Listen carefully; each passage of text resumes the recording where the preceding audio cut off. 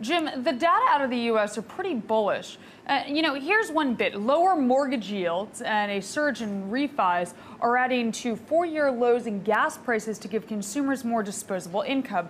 So here's the big question. Are you upbeat on the U.S. right now? No, Aaron, I don't think the data is bullish at all. For example, the data point you just gave, you talk about lower gas prices giving consumers more discretionary income. Well, lower gas prices put more money in their pockets. It doesn't mean they're going to spend it. They could use it to pay off debt, pay off credit cards, pay off their kids' student loans, pay down a mortgage, et cetera. In other words, there's an alternative to spending, which is saving or reducing debt, which is the same thing. So this easy connection between more money in their pockets and spending, that sort of treats the consumer like an automaton who doesn't know what to do with the money. Is just going to go out and spend it, buy the 9th TV set. That's not what happens in the real world. In the real world, people are deleveraging and saving. So that's not particularly bullish. The other thing, gas prices going down, that's deflationary. Deflationary blows up the debt to GDP ratio, puts the U.S. on the path to Greece. In other words, deflation increases the real value of debt. We have a debt problem in this country. So why is increasing the real value of the debt bullish? That's the Fed's worst nightmare. So none of this is good at all. Let me put it differently. I don't consider these bullish indicators. They tell me that the economy is running out of steam. An economy is nothing more than two things. It's how many people are working, how productive are they? You can slice and dice it any way you want. You can take GDP and divide it into government and private, exports, imports. There are a lot of ways to finesse the data. But at the end of the day, how many people are working, how productive are they? Well, guess what? Labor force participation is going down, which means fewer people are working. And productivity recently is actually going down. It had expanded for a long time, but going down lately. Real wages are stagnant. 50 million people are on food stamps. 7 million people have part-time jobs, wish they had full-time jobs. So the kind of thing you mentioned, this is noise. I mean, these are day-to-day data points that people get spun up about, and you get a lot of happy talk around them, but they're not the real story. Jim, a lot of people are concerned about Europe, and Reuters uncovered deep divisions at the ECB. And apparently, the head of the ECB and the head of Germany's central bank, they hardly speak. So does Europe need another economic crisis for them to circle the wagons? Well, we're in a global depression. I mean, there's slowdown in China, Japan, Europe, certainly. I just described how the U.S. is slowing down. So the whole world's in a global depression. So there are enough problems to go around. But in a fight between the ECB and Germany, Germany wins. So I don't look for much change. I mean, ECB, there was a whole buzz today about ECB buying assets as if they're doing quantitative easing. I mean, they bought about $2.5 billion worth of assets, versus the Fed, which has been doing almost $1 trillion a year, $1 trillion a year, and the ECB does $2.5 billion. That's nothing. So yeah, they're going through the motions, but they're not doing anything like QE. They're not buying sovereign debt. They're buying some asset-backed securities, and there aren't even enough of those to have much of an impact. So Draghi, I do think, is the best central banker in the world. He understands that central banks are essentially impotent, and when you're impotent, you have to talk a good game. So Draghi, he says little and does less. The Fed is the opposite. The Fed doesn't quite understand how impotent they are, so they're out there yakking all day long and giving speeches and all of that. But at the end of the day, central banks don't make that much of a difference. They can cause inflation and deflation. They can make things worse with bad policy, but they can't make things better. To get out of a depression, you need structural changes. You need things coming from leadership, which there's a lack of in the United States these days. But the Congress, the White House, or in Europe, the individual governments, the 17 or 18 now members of the Eurozone, need to make structural changes. Those are things like labor force mobility, Fair Labor Standards Act in the United States, building the Keystone Pipeline, infrastructure, social costs. These are the structural changes, taxes. These are the fiscal and structural changes that have to be made to get us out of a depression. This unbounded faith in central bankers is nonsense. They've done nothing but they are capable of destroying wealth, but they're not capable of creating it. So, Jim, how much, can easy money help if it leads to cheap euro, say, dollar-euro parity? Well, just listen to your question, Aaron. How can easy money help at all? I mean, printing money doesn't create jobs. Central banks don't create jobs. As I mentioned, we need structural changes. Now, the problem, as I mentioned earlier, is an economy is just, working at how big is the labor force, how productive are they? That's all there is. Now, with labor force participation going down and productivity going down, there's no way the economy can expand except by credit creation. You can create credit, but all you do when you do that, the easy money, you don't actually create real wealth, you create asset bubbles. But then the bigger the asset bubble gets, it explodes, it does more harm than good, puts you actually back worse than where you started. And so that's sort of what we're heading for now. So how does the current struggle in Europe fit into your currency wars thesis? Well, it's part of the currency wars. The currency wars, as you know, started in 2010. I talk about this in my first book, Currency Wars. And the point I made at the time was that we're not always in a currency war, but when we are, they can go on for 5 or 10 or 15 years. So I'm not at all surprised that for a currency war that started in 2010, here we are in 2014, and it's still going on.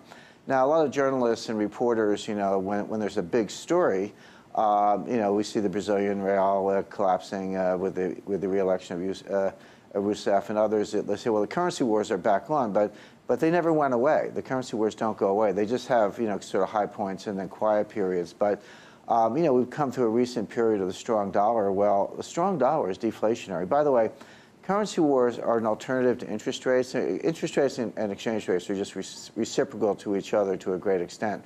So when you're at the zero bound, which the central banks are, one way to ease is by cheapening your currency. Well, the opposite is true. When your currency gets stronger, that's a tightening move.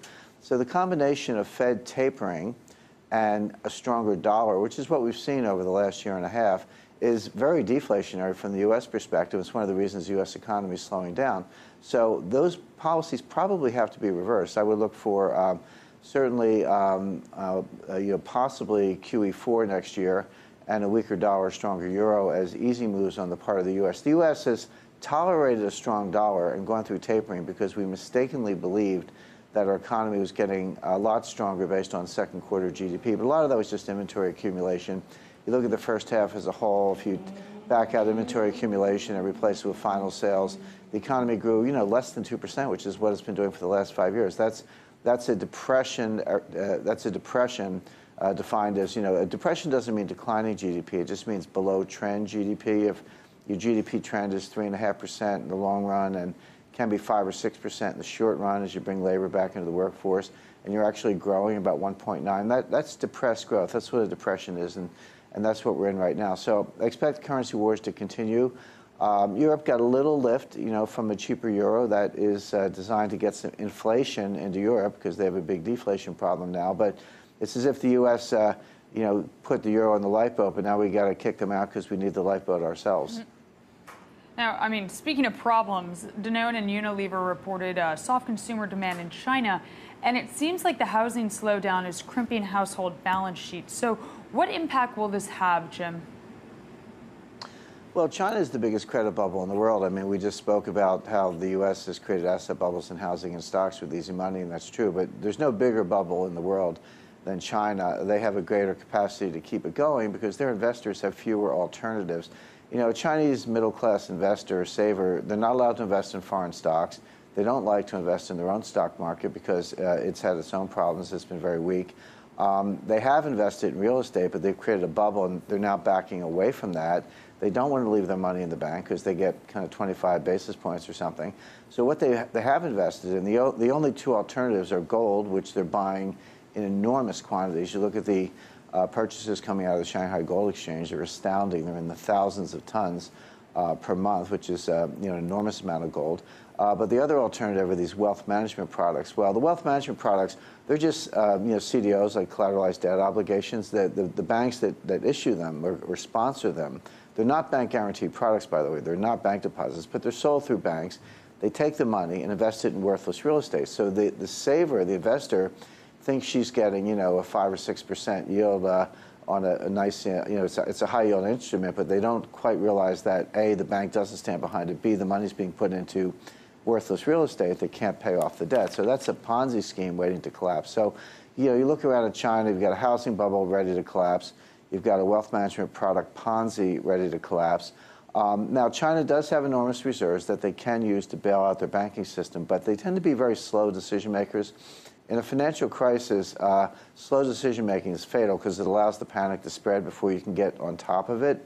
So probably what Chinese banks will do is, you know, if you've got depositors, you know, banging at your door for their money back, and you look at your balance sheet, and you've got, on the asset side, and you've got a bunch of dud real estate projects that you can't sell, and perhaps you have some U.S. stocks and bonds, you're going to sell the U.S. stocks and bonds because they're liquid. That's how the contagion will go from China to the U.S. and spread around the world. So I'm not sure which is going to collapse the system first, something in the U.S. or something in China. Either one is a possibility. A few other wild cards in the deck, like this Swiss gold referendum coming up on at the end of November. Jim, how far does Chinese growth have to fall to make a successful rebalancing a possibility? Well, it's, China's about 10% of global GDP. So if it fell by half from the, let's say, the 7.5% range to maybe the 4% range, somewhere in there, that's going to knock, kind of 5 points off of a global GDP. So that's a lot. Now, but again, this will add to the deflation. The problem is I don't see the rebalancing, because the rebalancing is supposed to be from investment to consumption in China, inside China. The problem is most of the investment's been wasted. It's 45% of their GDP. If you start reducing the investment component, that has to, because it's such a large percentage of GDP, that has to go down faster than the consumption piece can come up. And if you have a credit crisis in China, that's going to ding confidence and make consumption even tougher. So it's hard to see how China gets out of that. They've been trying to cheapen the currency, again, back to the currency wars, but I think the U.S. has probably got limited tolerance for that. So there's sort of no, the thing is, Aaron, there's no good way out of this through monetary policy, because monetary policy cannot solve a structural problem. The whole world needs to restructure. Japan, the U.S., China, and Europe all need to restructure. Of those 4 areas, the only one that's actually doing the restructuring is Europe. That's why their growth is suffering, because that's part of the price you pay. But the U.S. and China and Japan are trying to pretend that everything's okay. But by not making the structural adjustments now, they're going to have worse collapses later. Where will oil go if China continues to go away from infrastructure and export-led growth? Well, China is becoming one of the world's largest oil importers. They may be at that point already. They have enormous demand for energy. Of course, they burn a lot of coal, but coal is, poison the air and poison the water over there. So there are limits on that. But if China slows down, they might use less. The thing is, energy prices move on 3 vectors. The 3 vectors are: one is, basic supply and demand. So what are the industrial uses for industrial inputs, and what's the supply side? Supply side looks very good right now, and to the extent the economy is slowing down, that weakens the demand for it. There's some talk that maybe Saudi Arabia is purposely suppressing the price of oil to put pressure on the Russians to back away from their support for Assad in Syria. I haven't seen any direct evidence of that. I don't expect to. That would be the kind of thing that would be a very closely held secret between the major governments of the world, but I don't think you can rule that out. The other factors are, inflation, deflation. Well, we just talked about how the world's deflating, so that tends to put downward pressure. The third factor is geopolitical. Even with the Islamic State, the interesting thing about the Islamic State is they're pumping oil. In other words, all these there are trouble spots all over the Middle East, but all of them want to pump oil. We saw something similar happen in 1986 in the Iran-Iraq war. A lot of people said, oh, gee, two of the biggest oil powers are at war. That's going to cause disruption in supply and cause the price to go up. And I said, no, it's the exact opposite. When you're at war, you need the money, so you pump more, and it brings the price down. I think the price of oil went down to like $12 a barrel at that time, maybe a little bit less. So, so with all the turmoil in the Middle East, unless people start actually, blowing up fields and, sinking tankers, which is not going to happen because the U.S. military would prevent that, they would tend to produce more to get money to prop up their wars, which is what happened in the mid-1980s. So all of the arrows are sort of pointing downward at this point, so you might even see even lower oil prices. How can the Russian economy cope with this? Well, they might have to hunker down a little bit. Russia, I've always understood, is not a real functioning economy. It's more of a kleptocracy, with a bunch of gangsters basically skimming the oil revenues. So there might be a little bit less to go around for the oligarchs, although I don't think there are any hardship cases. But look, Putin will probably, he might actually cause more trouble on the international scene to distract attention from the internal economic problems. That's a classic strategy. You might see that in China, in East Asia, and you might see it in Russia, in Eastern Europe, and Central Asia. In other words, when leaders feel that they're in danger of losing support, they might cause invade foreign countries, invade their neighbors, cause other types of geopolitical problems to kind of pump up national pride, distract attention from their economic problems. That's the oldest trick in the book. So one of the things Putin might do is just kind of more adventurism. He gave a very interesting speech over the weekend. I think he was participating in a very prominent think tank conference, and he said the bear is master of the taiga. The taiga is the Russian sort of primeval plain and forest, and when he said the bear, of course, he meant Russia, and he was warning the United States to keep out of the Russian sphere of influence. So that's, I think, is a pretty good indication of what Russian foreign policy is these days. So they might actually be more adventuresome and cause more problems. It's very possible. So, where do you expect flashpoints to occur if oil prices continue to stay weak? Well, there are flashpoints all over the world. Obviously, the South China Sea, the geopolitical flashpoints would be, South China Sea, the Senkaku Islands between China and Japan, obviously Ukraine, Central Asia, Venezuela could blow up. So these are all potential problems. But I would say that we sort of see all of them. These things could get worse. Ebola is another one, Islamic State. It's a long list, unfortunately. These things could all get worse, but they're all on the radar screen. The thing that I'm more concerned about that could really cause a financial panic and cause the sort of house of cards to collapse is the thing that we don't see, the thing that we're not thinking about. That could be something like an unexpected bank collapse or an unexpected failure to deliver gold by an exchange or a major broker, something more like an MF Global where it kind of comes out of nowhere, catches people by surprise, and starts a liquidity crunch. So I think that's probably more troubling than the geopolitical flashpoints, because at least we can see those and discount them to some extent. Now, I understand bond markets are concerned because Venezuela may default. So if they did, given Argentina already defaulted, could there be contagion? Sure. When the question is when somebody defaults, you can see the defaults coming. What you don't know is who are the creditors. You don't necessarily know that. You may have some information on that. So it's sort of like when AIG failed, the big loser wasn't AIG, it was Goldman Sachs. Goldman Sachs, was probably insolvent or close to insolvent at the time. And the bailout of AIG was really a bailout of their major creditor, which was Goldman Sachs. So the same thing is true today. When you see Venezuela collapsing, you have to say, well, okay, we know who the debtor is. Who are the lenders? Where's the AIG that's in line after Lehman, or the Goldman that's in line after AIG? What's the next domino that's about to fall? That's harder to know. So again, that's true all over the world. It does kind of remind you of the 1930s when these failures started popping up. People started going off the gold standard, defaulting on their debts, imposing capital controls, et cetera. And then there was a super catalyst with the failure of Credit Anstalt in 1931. But there were some warning signs ahead of that. I do see the warning signs today. Any thoughts on Japan, Jim? They've been in depression for 25 years, and if they don't make some changes, they'll be in depression for another 25 years.